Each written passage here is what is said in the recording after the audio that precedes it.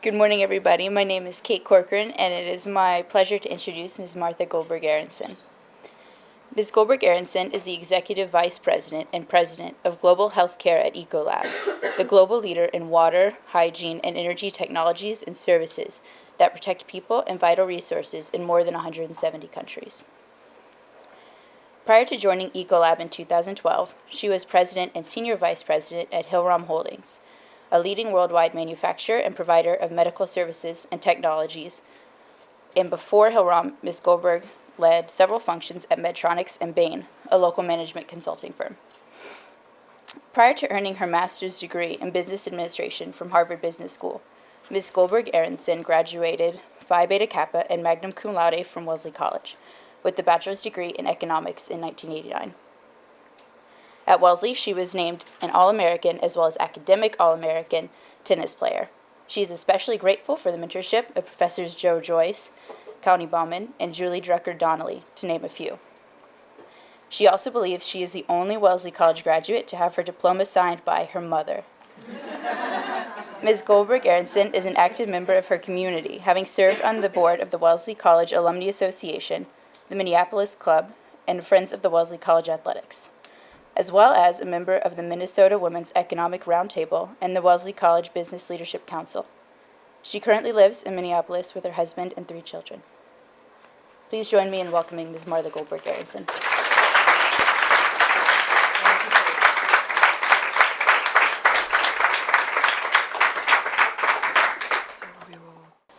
So it was probably about 3 or 4 years ago when you all arrived here, right? Arrived on campus? Okay, pick one of those numbers, multiply by 10. I'm not going to tell you which one. That's when I arrived on campus. But I think one of the things that's very similar about when you arrive on the Wellesley College campus is that you meet people from all over the place. You meet people who have very different perspectives from your perspectives. You learn from those people. You have unbelievable dialogue here for 4 years. And if you're lucky enough to maintain those friendships over many, many more years, which I would argue many of us have, that only continues. So let me tell you about one little story when I first got here.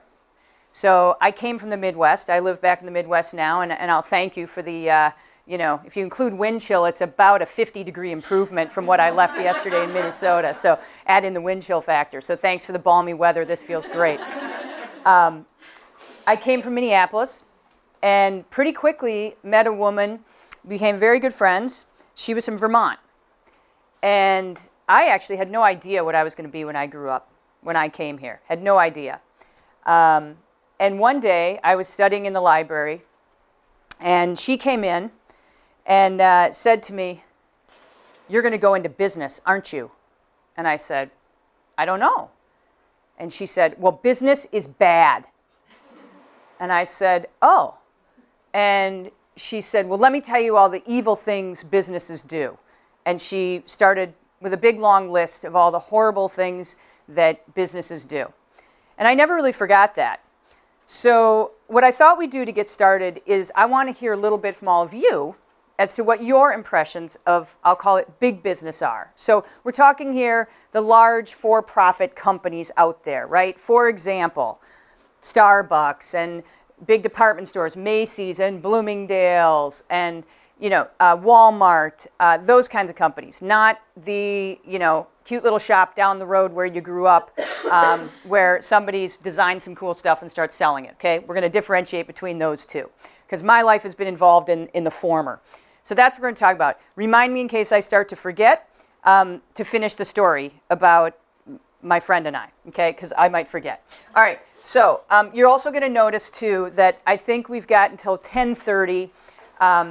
The last thing you want to do is hear me talk the whole time, okay? I very much want this to be a dialogue and to be interactive. So I have no problem with you. I mean, I don't want to break too many Albright rules, but you can shout out, you can just wave your arm, but I want this to be very interactive. So to get started, I guess I'll use just this board because that nice big sign is there. Well, we may need to. Well, let's see how it goes. But here's what I want to hear. So as I said, think about big business. What are your impressions? Some of you must have spent a summer working in one of these places. Some of you must have parents or aunts and uncles involved in these companies. Give me your give me your thoughts and perceptions. Who's got one to start us off? Yes, Emma. Well, this is sort of specific. My dad worked for a technology company that was bought by Amazon, and my impression of that change was that sometimes big business doesn't understand how small groups of people work together. So isn't aware of the human connections that happen on a person-to-person level. Yeah. I'll put it that way. Don't understand human connections. Not to generalize too much, but let's just go with that. Okay? Let's see. And my eyes aren't as good as they used to be. Chloe, did I get that right? Okay. So I took a business class in sustainable entrepreneurship at Babson College, just down the road. Yeah. And one of the things we talked about with sustainability is the way that often big businesses will have sustainability initiatives, but it ends up being something more akin to greenwashing, where they're sort of doing small things to try to mitigate a much larger negative environmental impact that they're having. Right. I'll call it greenwashing versus real sustainability. Yeah. Does everybody know what greenwashing means? Do you want to explain that? Oh, sure. So basically, the way that we talked about it in that course was the idea of sort of having these very publicized environmental policies or initiatives that ultimately have a relatively small impact when compared to. So it's sort of hyping up that you're really sustainable, but you maybe aren't walking the talk. Okay. Put another way. Yeah. Hey, I'm Hero. Hero. I'm from the UK, and everyone in the UK gets very upset about Starbucks because they don't pay tax in the UK. Oh. So big businesses seem to sometimes transcend certain laws that apply to other people. Yeah, in fact, this is really timely because there's this thing called, one of the companies I'm going to talk about where I used to work, actually literally just yesterday approved a merger with a Boston-based company. So Medtronic and Covidien are merging, but they will now be for tax purposes, they will be headquartered in Ireland. This is called a tax inversion, which means, well, there's arguments on all sides of this one. We're getting right into it here. It's only 9:22. But it's a really interesting point because the question is, where is the company paying taxes? And then where's the company reinvesting? One would argue, okay, maybe they're going to pay taxes there, but it frees up more money to invest in other places. Other people say, hey, you're really still headquartered in the U.S., and your executives and most of your operations are still in the U.S., you should pay taxes in the U.S., right? So that's a really very interesting debate. So good example. What else? Yes, right here. Help me with your name. Hi, Wen Yan. Wen Yan. Coming from China, one thing is the big companies tend to subcontract their producing procedures to second, or I shouldn't say developing countries. And that causes a lot of problems in terms of labor rights because they can't guarantee that the factories are of good labor practices. Yep. This is perfect because that's one of my other examples we're going to talk about specifically. Okay, so that's right on. Good one. Yeah, Zoe. Sorry, we have these. I know you guys are trained on that microphone thing. I remember. So another I still think you should all go to Fenway and then do the pass the hot dog thing up and down because you guys are so fast at this. It's very impressive. It's like an Albright skill set, how fast you can whiz a microphone up and down the aisles. I love it. Okay. So one of the problems with the big business is they also need to grow. Yep. And in order to grow, my mom put it in a really great quote, you have to create an insecurity and provide a solution, which means they're creating insecurities and encouraging us all to be less happy with what we have. I like that. That's a good one. Create an insecurity and provide a solution. That's great. I'm I'm thinking of several examples right now of that one. That might be a. Do you all keep a quote book from the session here? That should go in the quote book. I think that's great. I think that's a very good one. Okay. You go, Charlotte, after Catherine, since Catherine had the mic. Oh, or other way around. Whatever you want to do. Okay. Hi, my name is Catherine. My impression is that big businesses have probably more influence in politics and policy than they should, either through funding campaigns or I'm thinking of like the FDA, how major food companies have a lot of influence over FDA policy. Yep. Okay, good one. And Charlotte?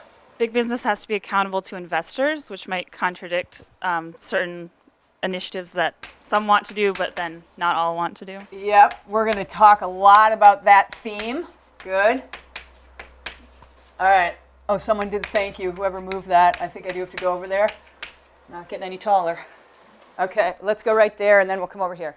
Standardization, for better or for worse. Yes. Lots of pros and cons on that one, aren't there? Yeah. I worked up until last semester for one of the top 50 biggest companies in the world, and it was always a pain dealing with the bureaucracy, and that always had good intentions. Yes. And good standards, but with any system of rules, there are always loopholes, and there's pressure from above. So. Yeah. Yep. Good one. We were going over here somewhere. Bridget. Just thinking about the good side of business too is that through mass production they can cut prices, and so dealing with like inequality of income make things more affordable.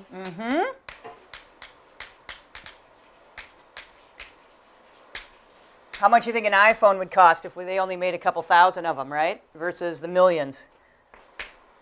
Make products more affordable. All right, let's do one or two more, and then we'll move on here. More affordable. But this is good. A lot of themes we're going to touch on. All right, let's go. Last two right there. I'm Betsy, and kind of on the flip side of that last point is that many of these businesses employ a large amount of people, but they're often working for a minimum wage and minimum benefits. So there's kind of like jobs, right? But what type? And how much money do people get to make? And we're going to take one more there. Hi, I'm Taylor. I think the private sector really drives, for a large part, innovation in our economy. Government research provides the groundwork for private businesses to take those innovations and push them farther. Yeah. So I think they play a really important role in growing our economy. Yeah. All right, that's good. So this is fascinating because this is a little different twist than I've heard in the last couple of years here. Joanne's over there cracking up. So this is great. All right, well, we're going to talk about a good number of these, not every single one. And if there's other parts of these that we want to circle back to, I'm going to do my best to make sure we leave some time during the Q&A, and we can, we'll open it up there. So with that, I'm going to go back and finish my little story. So my friend who was giving me a hard time about going into business, well, you know what happened to me, right? So I don't need to tell you any more about that. And you're going to hear more about it because I'm going to use a few of the companies I've worked for as examples. And she ended up going on to law school and works in entertainment law. So it just goes to show you, you kind of never know, where the paths are going to take you, and it's definitely a long and winding road, and who knows. So I think for a while she was the lawyer for that TV show Court TV or Judge Judy. I can't remember which one it was. So, as I said, everybody's got to do what works for them. So, so I finished Wellesley, and then as you heard, I went to Bain & Company, and I was there for about 14 months. And then one of the best things that can ever happen to a person happened to me then. I got laid off. It's not necessarily the best thing that ever happened to you, but it was for me. So after 14 months there, this was 1990, and for anyone who's really studied their history, there was a huge recession going on. And when you're in management consulting, if you have to pull back on your expenses, there's about two things you can save money on. Pencils and people, maybe a few computers now. So they had hired 70 of us right out of undergrad, 50 MBAs, and they let go of about 50 of us, 50 out of the 70 and 25 of the 50 MBAs that year. So there I was, 14 months out of Wellesley, laid off. At that point, I thought, I actually did start to think this business thing might be interesting, but I really didn't know what kind of business really interested me. I didn't have a super passion about one particular thing or another. So I was still fairly confused, to put it quite simply. Now, the best part of the story, which is a little bit of an aside, is 3 weeks after I got laid off, I met this guy. His name is Dan, and he is now my husband of 21 years. And we have 3 wonderful boys who keep us very busy chasing them because they're, how old are they? 14, 12, and 8. So our lives are jam-packed, but just a blast. So if I hadn't been laid off, I can tell you I wouldn't have met him because I was actually at a meeting to volunteer for the Big Brother, Big Sister program when I met him. So, life has these sort of crazy turns, and all I would say is sometimes you just got to go with that fork in the road and ride the wave. So anyway, then I thought to myself, this business school thing was starting to sound interesting, but I really didn't know, again, what should I do now? And I thought, I know, I can differentiate myself. I won't just be another consultant from the East Coast or an investment banker from the East Coast trying to apply to Harvard Business School. I'm going to differentiate myself and go back to the Midwest. So I went back to the Midwest, where I came from, and luckily where I live in Minneapolis, there are about 18 Fortune 500 companies headquartered there, big companies. So I literally just started shooting my resume around. And what ended up happening is I ended up joining a company called Medtronic for the really complicated and analytical reason that they gave me an offer 2 days before General Mills, okay? So had the timing been different, I might have been at General Mills, who knows? So I go to this company, again, still not real sure what I want to do, but this is Medtronic. So has anybody actually heard of it? I think a handful of you have. Okay, a decent number. So for those who haven't, I'm going to show you a super quick video. It's just easier than me standing up here describing who the company is. And then I'll tell you what I kind of got excited about when it comes to Medtronic. At Medtronic, we work across borders, across disciplines, and across industries to deliver new and innovative medical technology solutions that help improve healthcare around the world. People everywhere want healthcare that is effective and affordable, helping them feel better as soon as possible. To that end, Medtronic is developing medical technologies and innovative programs that not only improve healthcare, but do so while delivering better economic value and improving lives around the world. Changing healthcare for the better, all over the world, and all over the body.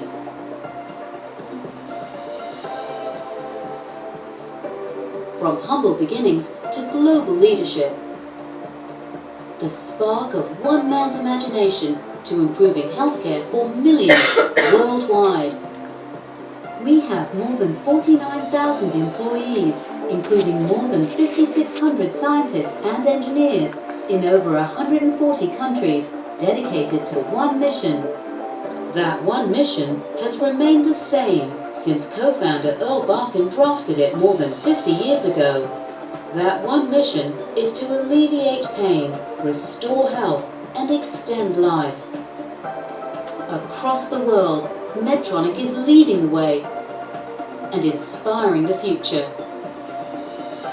Last year, more than 10 million lives were improved by a Medtronic product or therapy. That's one life every 3 seconds. Across the world, Medtronic is innovating for life.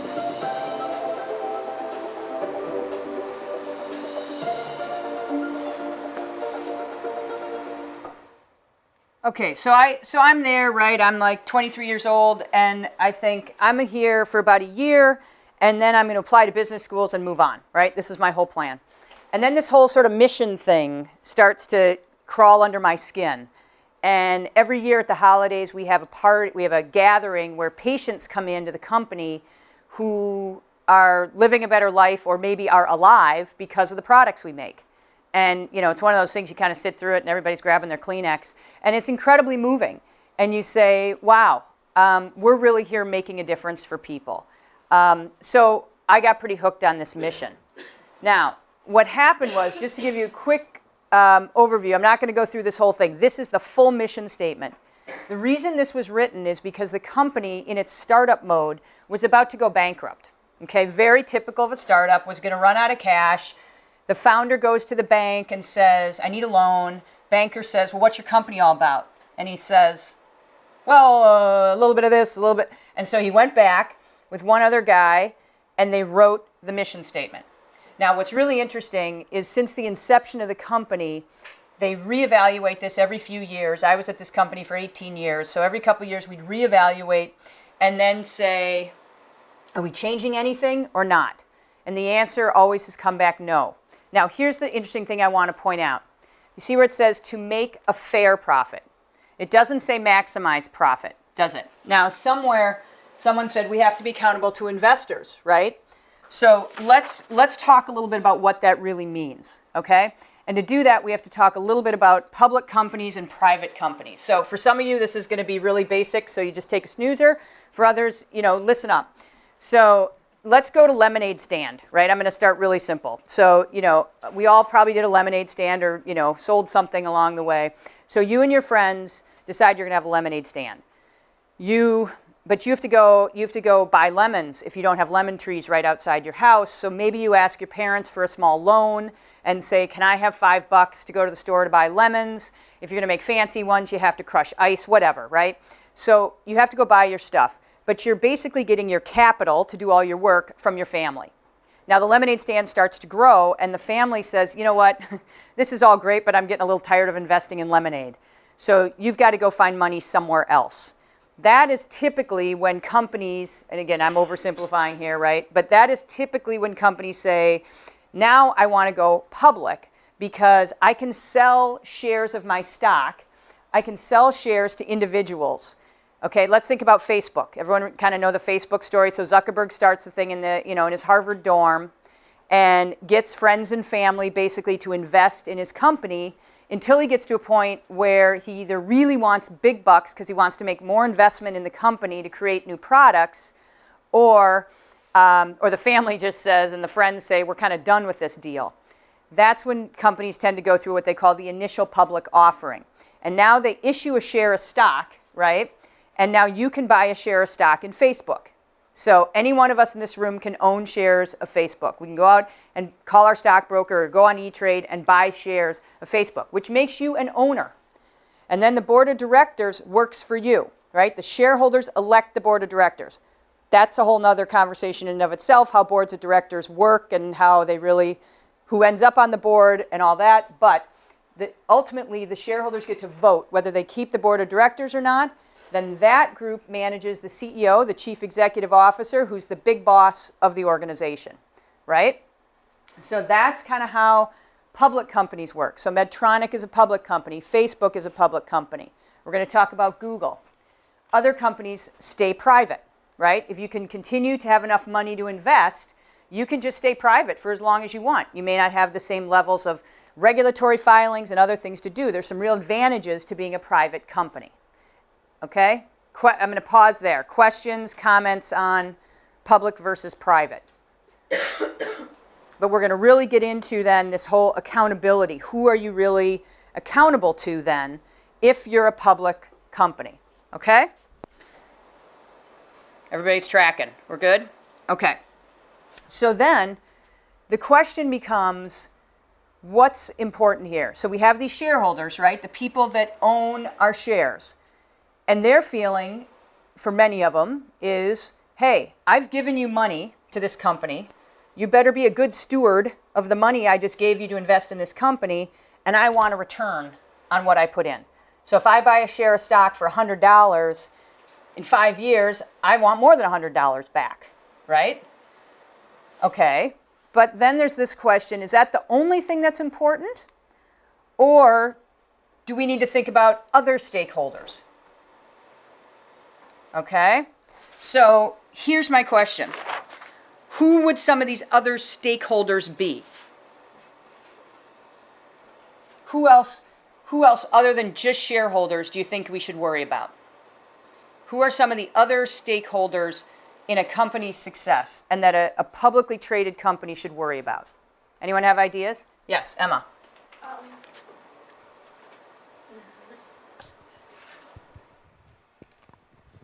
This might blur the line a little bit depending on the company between shareholder and stakeholder, but the employees. The employees? You want to make sure they're treated well. And that's absolutely an important stakeholder.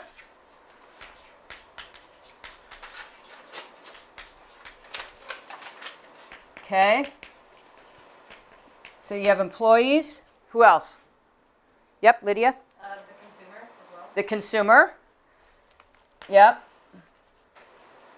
Consumer/customer. Other stakeholders. Anyone else? So if the shareholders are happy, we're all good? Oh, maybe not. Let's go Hero and then Catherine has the mic. Catherine, then Hero. Can the environment be The a environment. stakeholder? I think it could be. Let's throw it on here.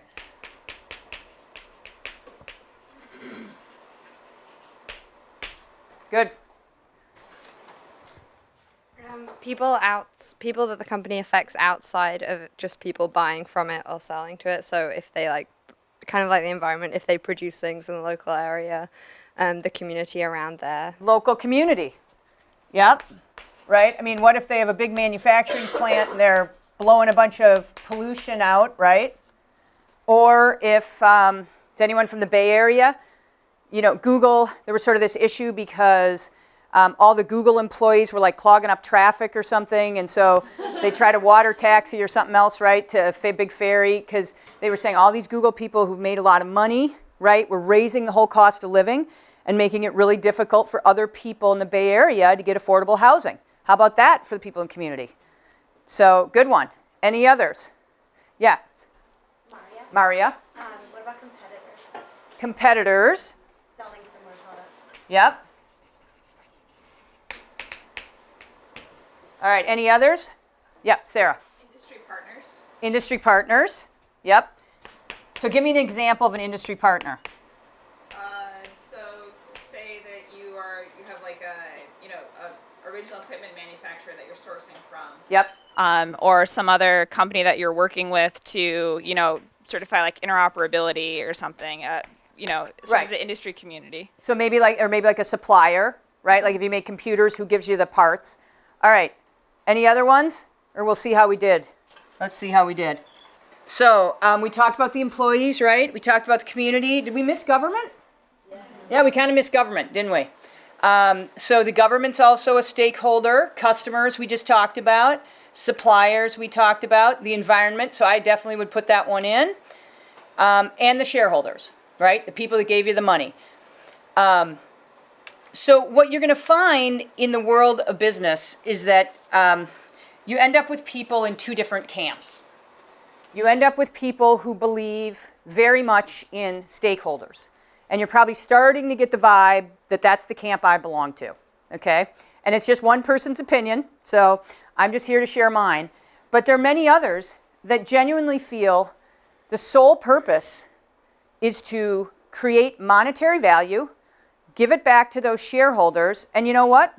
Then if they want, they can invest in the community, and they can help clean up the pollution, and they can, start a nonprofit to, to maybe set up an education fund for employees or something like that, okay? I happen to believe that the best companies, and I do believe that companies have an obligation, a moral obligation, to be, quote, good citizens of the world. Now, it's easy to say that, and it's a whole nother deal to try to go execute on it, right? So now we're back to, can we walk the talk? So let's talk about a couple examples, hopefully some companies you know. I'm going to pause here. Are there any comments or questions on this before we move into a mini caselet study here? Okay, so I picked a company I was hoping most of you have heard of, okay? So I think everybody's fairly familiar with Google. But a couple things to note. So the company started in 1998, and it's now at $55 billion in sales, okay? That's how much they sell, and 54,000 employees in 40 different countries, okay? So there's a number of things you can think about here. Go back to our initial board about jobs. What kind of jobs are they providing for people? There's all, do they understand the human connections? You can debate about all those things. So has anyone worked at Google, by the way, or had family? Okay. Has anyone been to a Google office? Okay. So you've all seen this kind of stuff, right? I can tell you this does not look like my office, okay? I work in a 1960s building, okay? Depending on what floor you're on any given day, you may or may not have heat, which in Minnesota can become slightly problematic, okay? So I'm in a very traditional office space, okay? This is obviously not what I'm used to, but at Google there's free food all day long. You can bring your dog to work. If you want to take a break and go bowling, you can do that. Go sliding, sit out in the sun for a few minutes. You can, some of them have the pools. You can just take a break, right? Have a massage. That looks pretty inviting. Bring your dog. So this is the Google world. Now, so let's go back to our discussion. Where would you say Google is on this philosophy? Shareholder value or stakeholder value, and why? Melanie. Here comes the mic. It seems that they're valuing the stakeholders, sorry, because they're offering all these benefits to their employees to kind of foster good health while they're working. Yeah. Think of the money that's costing them, though, right? I mean, that's big. I mean, they have a lot of employees who are, ages, 20 to 30? People like to eat a lot. People probably like a lot of massages, right? People want to swim in the pool. I sure would. That's big bucks for Google. Emma. Why are they spending all that money? That could go to the bottom line. That's profit, profit, profit, folks. Well, I think that it's definitely stakeholder investment because they're investing a lot in their employees, but I think there's also shareholder value in that because I think their philosophy is that they make their employees happy and healthy and that'll increase productivity and increase innovation. Yep. So they seem to believe strongly in the intangible value of happy employees. Yep. Very good point. I will tell you, some of you know the end of the story, right? Which is when you go to those lists of the best places to work, I do believe Google was once again #1 on the Fortune list for 2014 of best companies to work for. And secondly, if you had invested in their stock when they went public, you would have 10 times the money you put in. Okay? So if you put in $100, do the math. Okay? So the stock's up tenfold. So I think to the point, the shareholders are still probably pretty darn happy. And you can also say, look, there's lots of other good things that are coming out of this, right? So Google, in fact, it's really interesting. Recently, Google's been talking about their mission statement, that they actually need to kind of rethink it. So it was tough for me to nail down exactly what the mission statement is today. So it's a little different from Medtronic. But they've had these 10 things that they believe to be true. And they've been pretty solid on these since the start. And as you can imagine, I want you to highlight this one, number 6. You can make money without doing evil. And in fact, when they went public, when a company goes public, they have to do something called an initial public offering. They have to put out these enormous documents for the Securities and Exchange Commission and for all of your potential shareholders to read about the company. The first line of this document says, "Do no evil." Okay? So that's kind of been their mantra all along, that we are going to go out and do all sorts of things. And as you know, Google's getting into cars. It's getting into healthcare in a very big way. There's all sorts of areas where Google is playing. But, I believe, and again, I'm not an insider by any means, but my impression is they're doing it with the belief that they're not going to do evil. They're here to improve the world. And if you actually go back to, what we said their mission statement is, right? If we flip back through all these fun pictures, the mission is to organize the world's information and make it universally accessible and useful. So now you can say data can be useful in a negative way or in a positive way, right? And it sounds like you've already been talking a lot about data here, but I would argue, I think underlying Google is trying to do a lot of good for the world. Okay. Other questions or comments on Google? Otherwise, we're going to move on to another example. Emma. Do you might not know this, are they thinking about the effects of their company and the gentrification of the Bay Area and how that's affecting the homeless population of San Francisco and all that stuff? Are they thinking about that effect that they're having? Yeah. And so, in fact, I can give you that one example that I mentioned before where they were concerned enough that they tried to start to find other ways to make it easy for their employees not to be living in the Bay Area, but to be shuttling them in, again, via the water, et cetera. That's one small example. I don't know enough about other examples, but my sense is they're absolutely thinking about it. And I don't know if anyone has information on it. Feel free to share it with us. There was another question or comment here somewhere, I thought. Sarah. So I guess you said that was a great quote that we should write down. Another quote that I heard in one of my entrepreneurship classes last semester was, if you're not paying full value for something, you are the product. There's obviously there's a long list of stakeholders there, but I know Google is, very involved in government. The new White House CTO is a former Googler. Pretty much everybody in the government with any say on policy going forward is a Googler. I guess, does this, it's pretty hard to capture the full complexity of a company in terms of who exactly they're serving. They may be, serving both employees really well and shareholders really well, but to maintain, a really good citizenship on all fronts, I think is really challenging. Do you have any way to speak to that? Yeah, I think that's absolutely right. I think you're right. And this is the surface look, right? At the 50,000 foot level, I agree with you. Looks pretty good. But I think, as you said, then you start to get underneath. You can quickly go to all the privacy issues, right? That would be a very interesting example, whether it's Google or Facebook or a host of other, online, companies, and start to discuss, what's the relationship of those companies as they try to globalize in particular, and think about going into different countries which have very different cultures, and in some places their own set of laws, right, about how to operate. So then how do you approach it? And so there are no easy answers, I don't think at all. And this is where I think that's where I would say I'll call it the real intellectual challenge of running a global business comes into play. So I'll give you an example. I'll stay away from that one. But let's just say, that's exactly where this gets tricky. So I think the next example will hit on one other angle on this thing, and then we can come back to that. So let's go there. Is there another burning thing on Google? All right, we're going to move on to Apple. Another company I'd imagine most of you have heard of, but in particular, what I want to talk about with Apple is really about, help me out, Wen Yan.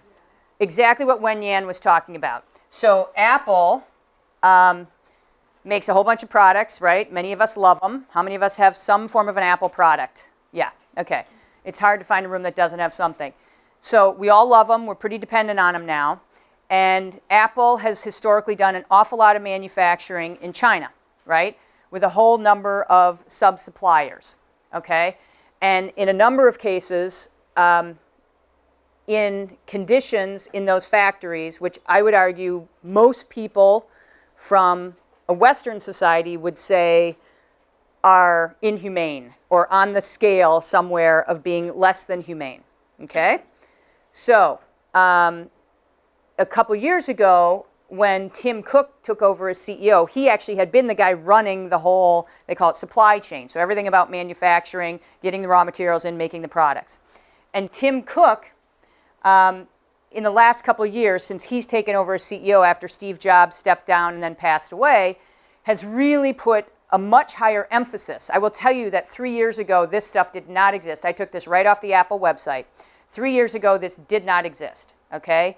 And we unfortunately were reading about accidents, suicides, and some really terrible things going on with some of these sub-suppliers, okay? So then the question gets into when we talk about how do you really, walk the talk and operationalize this stuff? What is the responsibility? So is Apple here to say, look, I'm just going to manufacture this stuff in the lowest cost location anywhere in the world, and whatever those guys do, it's an arm length away, and I have no responsibility? Or do I have a responsibility? Because ultimately, those products are coming right into that iPhone that I'm going to sell to all sorts of people around the world. So what responsibility does Apple have? At the same time, okay, you can say, look, there's certain communities around the world that without people having jobs like this, they may not have any income. Now they have some income, and they can support a family. Okay? There's no easy answer to this one, folks. So, any thoughts or comments on the Apple situation? Anyone have experience here? Helen? Hi, thank you. I'm Helen. So I actually read an article last semester on a city in China, Shenzhen, where there are traditionally a lot of apple plants and other big manufacturers, and a lot of workers from the surrounding rural areas and countryside actually go to the city to work. And they see it traditionally, it was a great source of income, but just like the Bay Area, now the cost of living in that area is rising.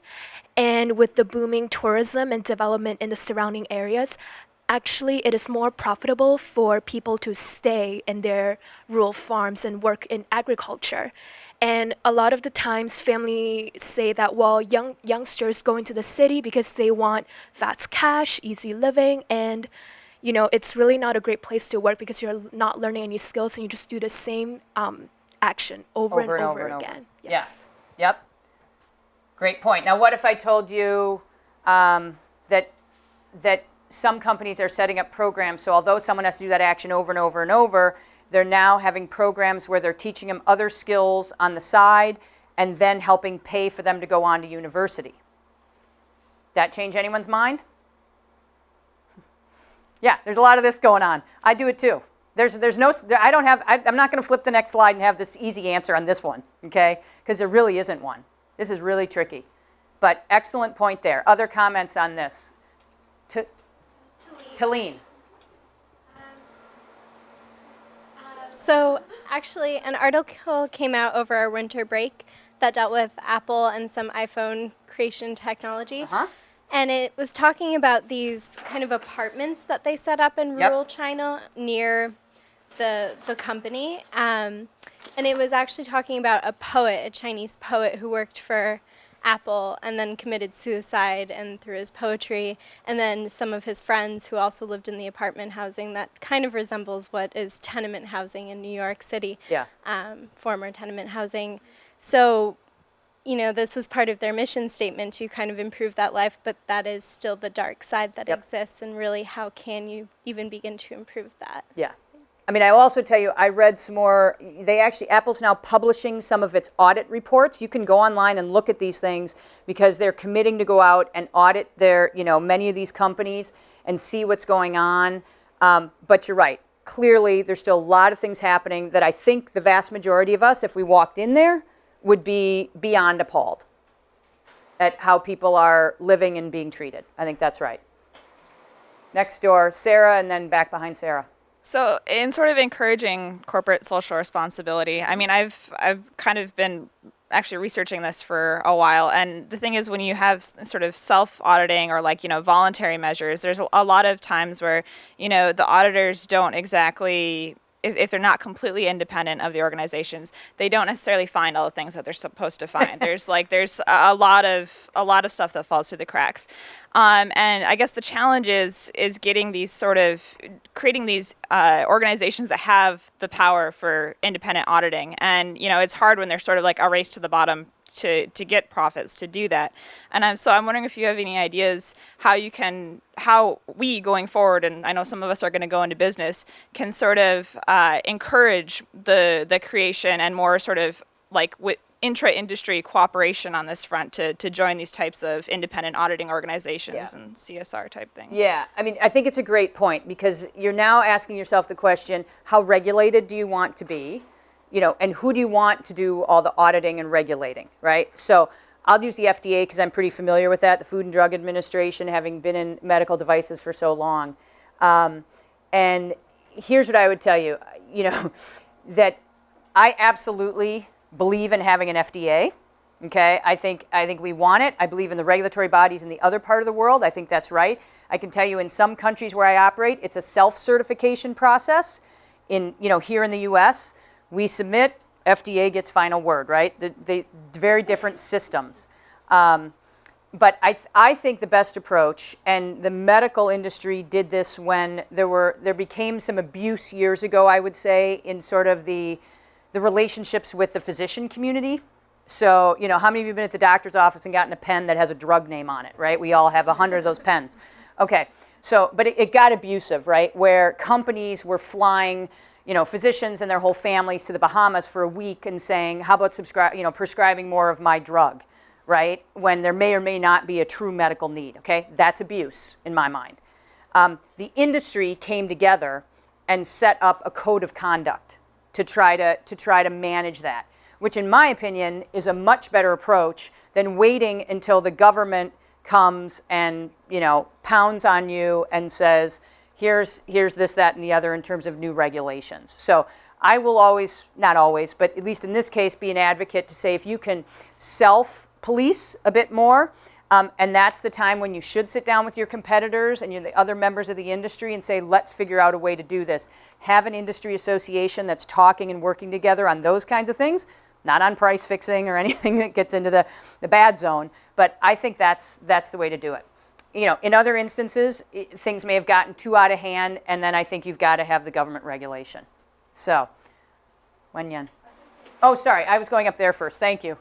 Hi, I took a trade policy class this last semester, and it really opened my eyes to the benefits that the workers in these factories have, particularly for women, because a lot of them are from rural areas with a very strong patriarchy in place, and so their options are very limited. When they go to work at these factories, they have new freedoms that they've never been able to have before, and spending money and ability to choose their spouses, things that we think are fundamental rights for women. So I think it's really easy for us from a Western perspective to say, oh, in these developing countries, these people are oppressed. And I think we definitely need a community of activists that are making sure that these people aren't completely exploited. Yeah. But I think it's important to remember that they're not coming from the same place. Yep. And we need to keep that in mind when we're making our judgments. I think that's excellent. I was in the Dominican Republic when we were looking at one point at putting some manufacturing in a certain location there. And there was this fascinating father-daughter sort of team that owned, it's kind of an industrial park, okay? And so yes, you get some tax breaks if you go there, but they probably had 20, 25 companies manufacturing there. And primarily women, because culturally in the Dominican Republic, for the kind of work that's being done there, men wouldn't do it. So you mostly had women who were bussed in each day. Now, the younger woman had set up, with her father's strong support, a medical clinic there that I can tell you looked like a minute clinic at CVS. I mean, I was blown away at how gorgeous it was. Food, medical clinic, the list went on. And so I think to your point, if those women went to a clinic out in the community and compared it to the kind of medical care they're going to get by having one of these manufacturing jobs and getting it on site in the industrial park, it's worlds apart. And that's one of the big reasons they attract people, and people come stay. And then, as we talked about, they're going to increase the the quality of life for their families. Not without a cost somewhere else, though, right? Yeah, Wenyan. I think coming back to the question of responsibility, the government also has a huge responsibility to protect its own citizens. I mean, we can talk about industry self-regulation, but at the end of the day, in the case of subcontracting, it's the citizens of China, Vietnam that's working in their own country. So. Yep. Yeah. Good point. Emma? I have a question to go back to your example of the pharmaceutical industry and the code of conduct. What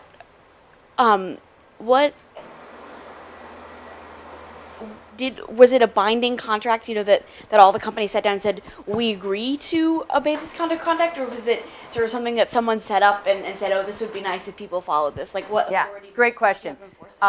It was not binding, and so companies can opt in or opt out. So I've seen, what you try to do is get the real leaders of the industry to say, we think this is important. And I can tell you when the first one was formed in the medical device world, Bill George, who was our CEO at the time at Medtronic, was so well respected in the industry, that he would sort of call up the other CEOs and say, hey, I think this is important, and I need you to come be at the table, be engaged, walk the talk, and that's how it happened. Now, I can also tell you there were plenty of little companies that opted out, some slightly bigger companies that opted out, and that's, there's only so much you can do. But that's where I think a lot of this stuff, whether it's in the government or whether it's an industry association or whether it's deciding yourself what you're going to do, comes down to leadership. No question, in my mind. That's what it, so I don't want to get to my punchline too early, but that's what it really comes down to. So, great point. All right, one more little example. I feel like I should tell you a little bit about Ecolab, otherwise, it's hard to tell them why I wasn't in the office today. So this is Ecolab. I'm going to show you one more little, little video to just give you a picture of it.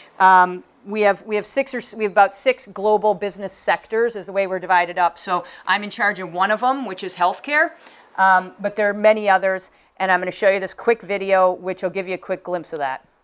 Oh, after I show you this. So that's what we do. Safe food, healthy environments, clean water, and abundant energy. Okay, we do it with selling products and primarily services. It's really, our model is all about our people. So you'll see little Ecolab trucks out on the road. Okay, we are servicing restaurants. We are servicing major, industrial manufacturing sites to help them make sure they have clean water that goes into, the coffee we just drank this morning. We work in the energy industry. We work with municipalities on making sure they have clean water. We're in hospitals. That's the part I worry about. Next time you're in a hotel, when you leave your room, check the housekeeping cart. Okay, you'll see Ecolab all over it. All right, go in the ladies' room at a restaurant, and you'll see, oftentimes the soap is the hand soap is Ecolab hand soap. So my little 8-year-old now, he'll come out of a restaurant bathroom and say, "Mom, we have to leave the restaurant. It's not Ecolab." So I said, "Max, we're going to be okay. You can wash your hands with the competitor once or twice, and everything will still be okay." All right, so here's what we do. To solve the world's biggest challenges, you have to bring more than science to the equation.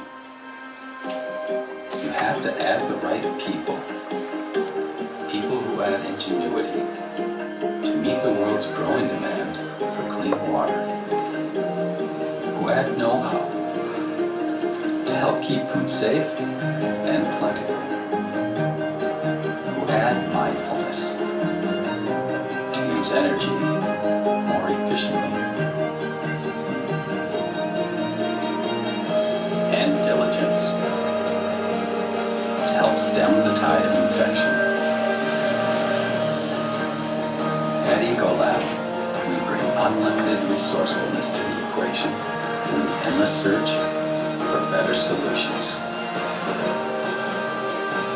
Because in a world where challenges never quit, neither do we. Okay, so this is just, I could talk for a long time about Ecolab, but I'll spare you that, and I want to make sure we leave time for questions here. I thought this was a great summary, though. Many of you have heard of Hewlett-Packard, right? I assume, again, a company hopefully you've heard of. Way back when, though, in 1960, David Packard wrote this quote, and I think it really is a good one. I think many people assume, wrongly, that a company exists simply to make money. While this is an important result of a company's existence, we have to go deeper and find the real reasons for our being. A group of people come together to accomplish something collectively that they could not accomplish separately. They make a contribution to society, a phrase which sounds trite but is fundamental. So I thought this, frankly, kind of sums up my attitude toward business. And as I said, when I was sitting in your chair at Wellesley, I really didn't know where this business journey might lead. And I kind of fell into a few different things along the way. As I said, I rode the wave. When I had a chance to go overseas and live in Europe for 3 years, we just said, well, we have a 3-year-old and a 5-month-old, but what the heck, let's go try it. And what that did to open up my eyes to running truly global businesses was incredible. But it really comes back to, I will tell you that when I did choose to leave Medtronic, and when I went other places, understanding the purpose was incredibly important to me. And ensuring that it had a purpose or a mission that aligned with my values was extremely critical. Because it's a long day, folks. It's a really long day if you're with any organization where you don't feel like your values are aligned with the organization's values. It is an energy drainer. Trust me, because I've had a little bit of experience. When I've been in a few places where I've seen some people or part of the company lose its way. it's not great. But when you're part of a group of people that, as he says here, work together, and you kind of set this goal out there that says, and I know we have a number of athletes in here, so I think half the crew team, if I was reading the bios right, but anyway, but it reminded me very much of the sports I played growing up too. You work in a team, you've got a goal out there. Oftentimes you have people saying, you all can't do that, and you go show people you can do it. And at least in the businesses I've been in, when that also means that at the end of the day, a patient or a patient's family is leading a better life because of that, you can feel pretty good. And at the same time, you feel like you're helping provide for yourself and your family. So this is my summary. Large for-profit businesses, and the most important part is led by courageous leaders, because I think it all comes back to leadership, as we just talked about, who believe in the importance of multiple stakeholders, can and will contribute to the betterment of society on a micro, whether, again, it's in the backyard of their little company, or very much on the global scale. So with that, I will say thank you, and we'll move on to Q&A.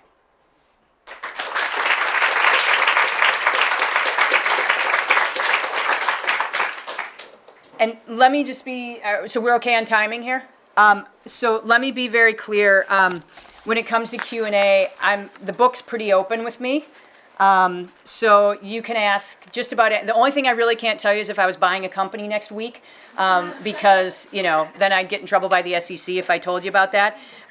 So other than that, I'm happy to talk about any of the things we discussed, anything that's on the board, dual career couples, working in teams at work, good bosses, bad bosses, any of that. And if I need to, I'll strike it from the tape later. So, go ahead and ask away, and I'll be pretty open. Emma, you're going to kick us off. Might drive right into sort of tough questions. I come from a family of engineers and sort of have grown up hearing people's disdain, or engineers' disdain for bosses who are not engineers. And I'm wondering if you could talk about any time from the other side, have you dealt with that and what that was like? Yeah, so, that's kind of my life.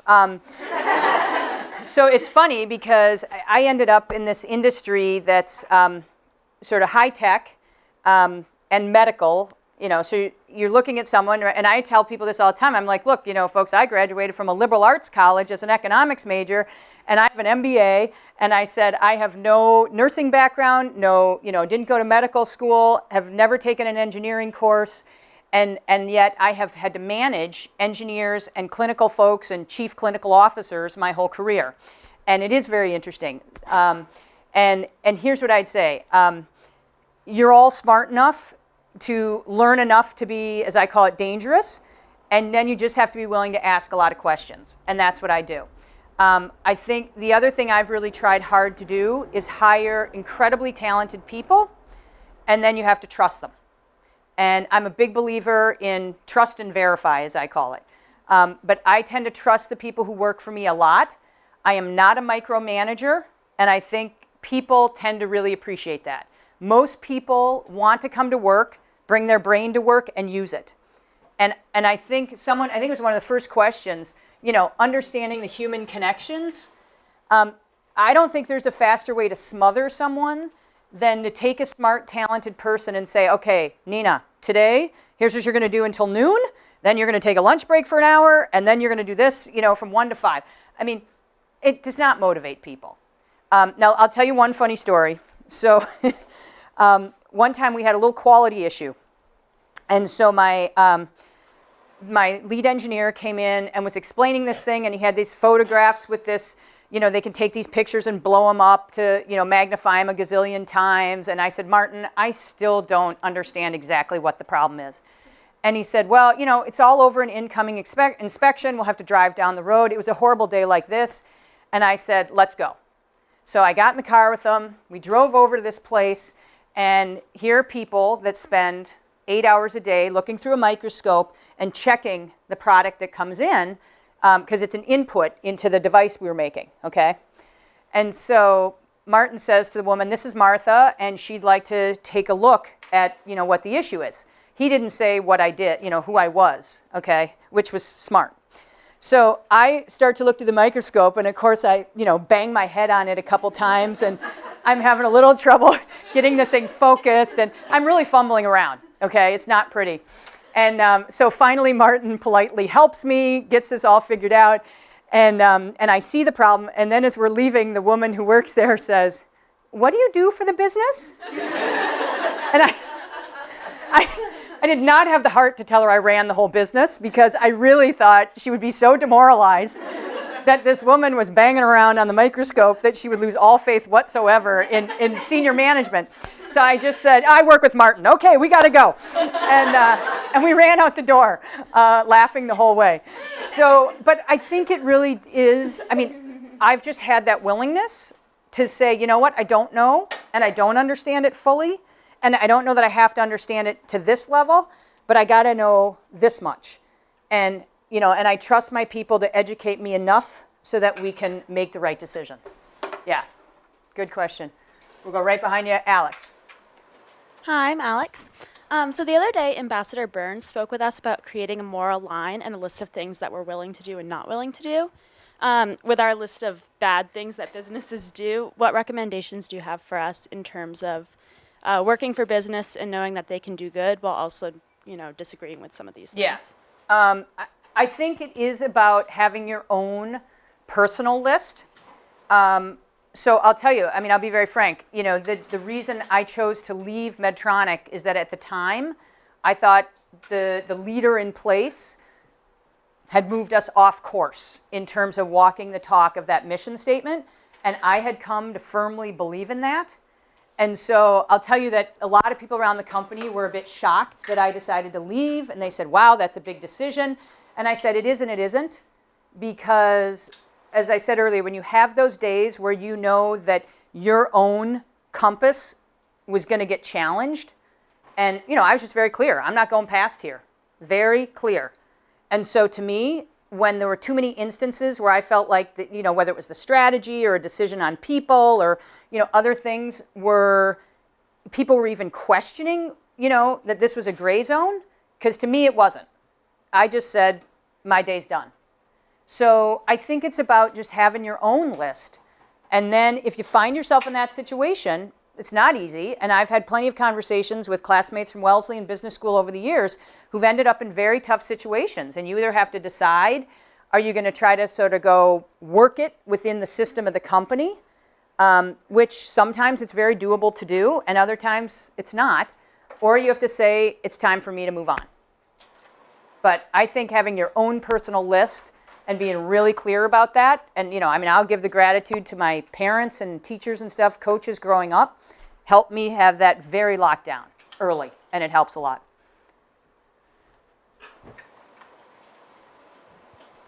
I had a question about government legislation and the role of private enterprise in influencing it. So I worked in DC last summer, and I was working at a liberal think tank, and one of the things that I noticed among my coworkers is just a general skepticism about the role of business in public policy.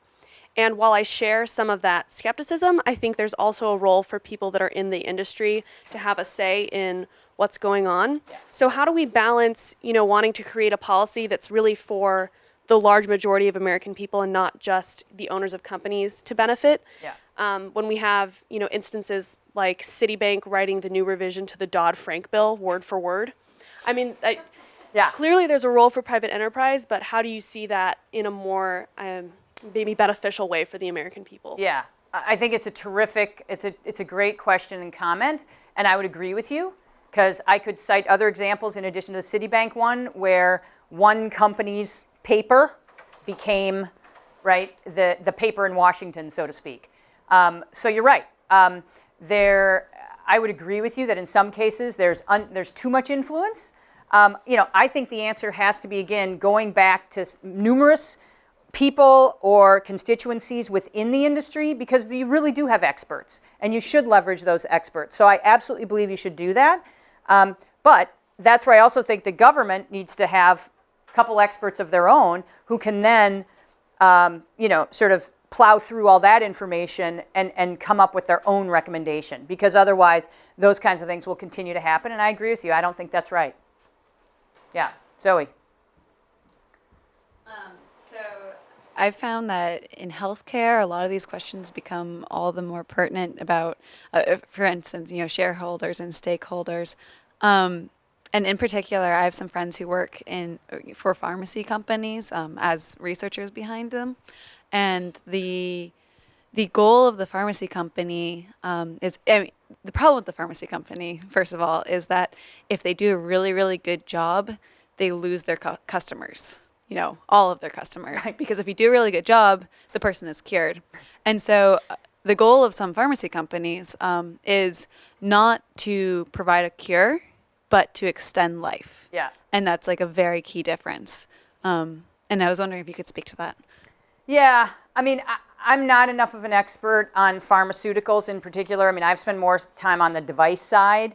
I've certainly heard, and I haven't heard quite that level of the perspective. Let me put it that way.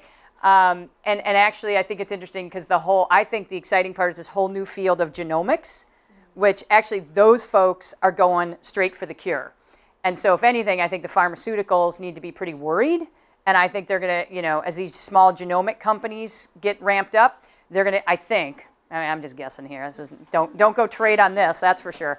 But I think more pharmaceutical companies will start to grab some of those genomic companies because I think that's where the future's headed, right? They're being able to map all of our genes much, much better. And so I don't know that, I can't comment specifically on that one.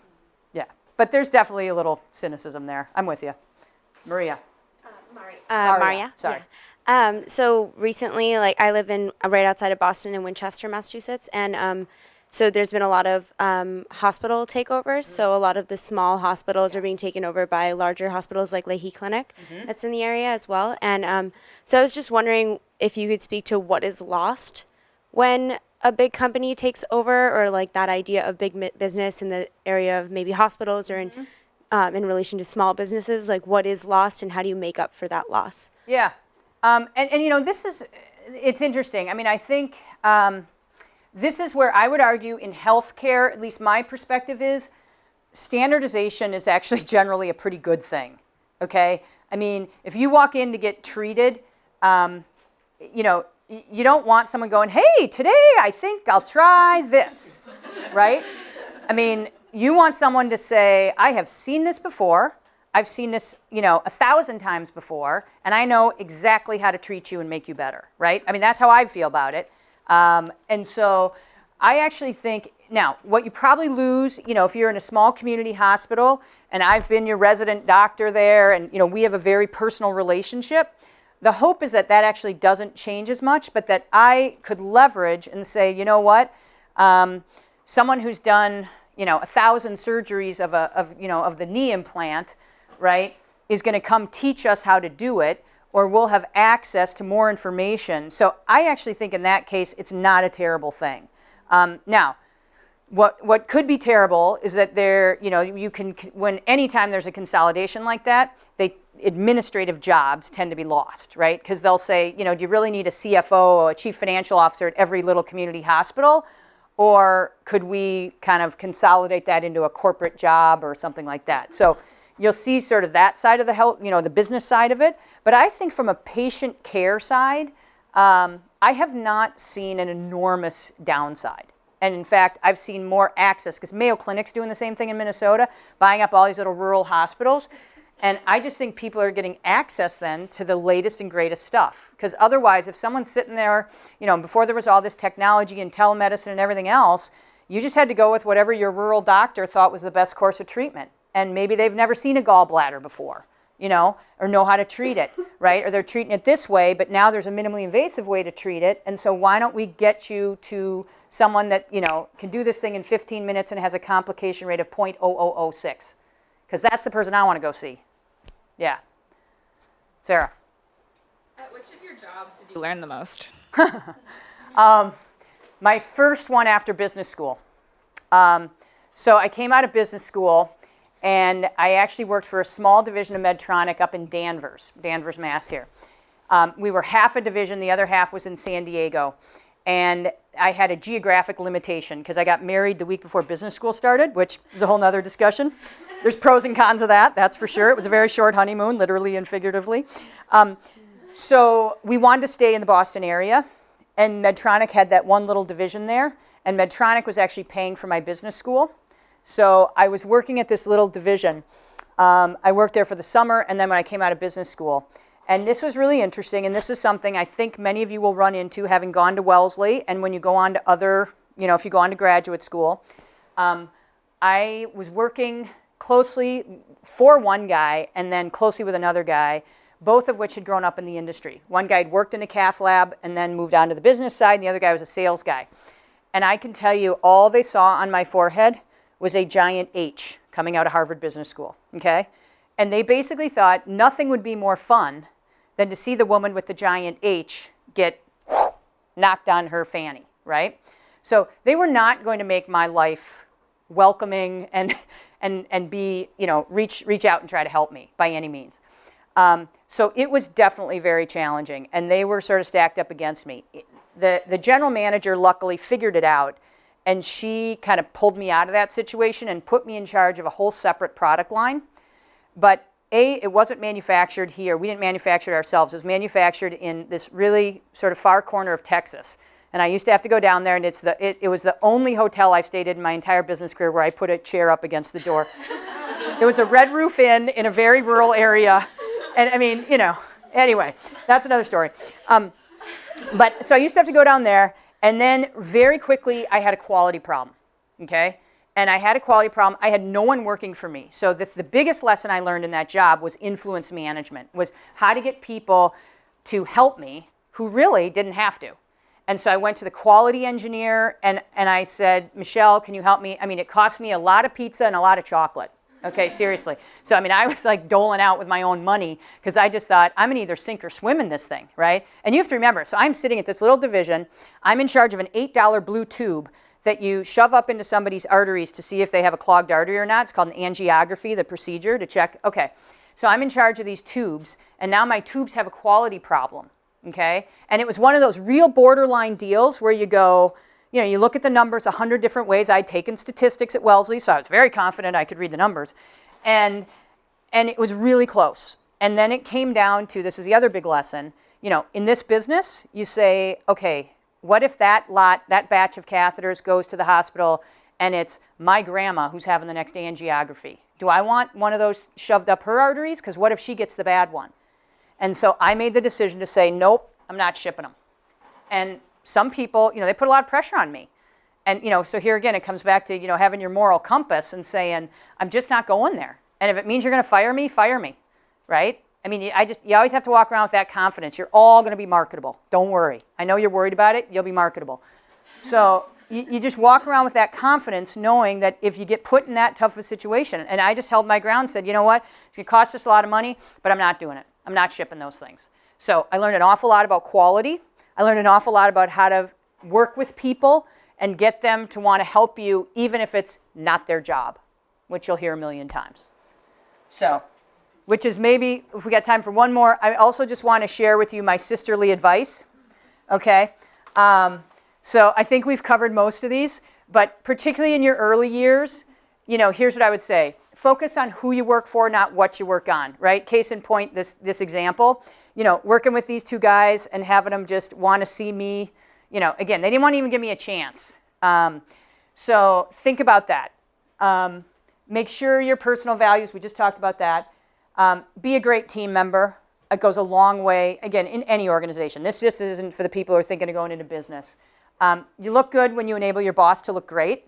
When you make life easier for your boss, I always tell people, put yourself in their shoes and say, you know what, I bet in addition to just doing that analysis, if I came in with 2 recommendations based off that, maybe that will help them.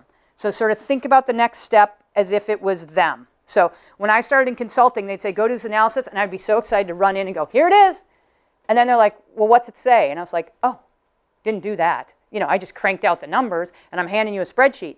But if you think about, because they got to look at it and make a decision. So put yourself in their shoes. Knowledge isn't power. Sharing knowledge is power. If there's one thing that drives me nuts, it's the people in the corporate world, and I see them every day, who hoard the information, and they think that makes them invaluable. Quite the opposite in my view. It takes two to tango or more to manage your career. So don't expect that you get in and you just do a great job. I mean, it was very hard for me when I first got to Bain to think, you only had a performance review once a year? I mean, you're getting feedback all the time when you're in school, right? Constantly. And so when you think of once a year, I mean, now, of course, I'm like, oh, geez, another year and I got to do feedback. But that's a hard transition. But remember, you've got to take an active role in managing your career. Use the network. You know, the Wellesley Sisterhood, you've all heard, you know, all the stories, you know, use it. Life happens. I had a grand plan for my life. And then that whole Bain layoff thing happened. You know, I certainly didn't think I'd be married at 25. That was the last thing I thought. You know, but life happens. And so go with it when life happens. And thank you. You're all good at that. The Wellesley community is good at that. So thank you all very much.